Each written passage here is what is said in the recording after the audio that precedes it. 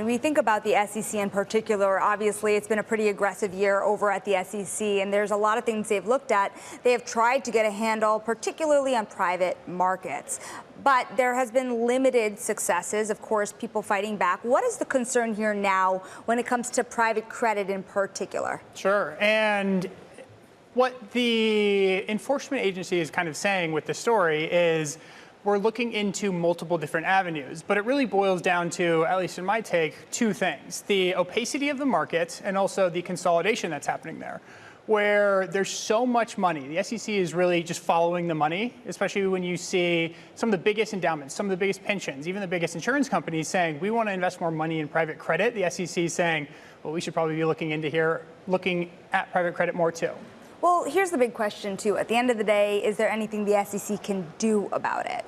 The interesting point is that enforcement is actually saying this now, where exams was previously saying, and they put it in their annual priorities, that we're going to look into the private space, but exams examines, enforcement enforces. So this is really interesting to hear enforcement saying, we're looking at this as well.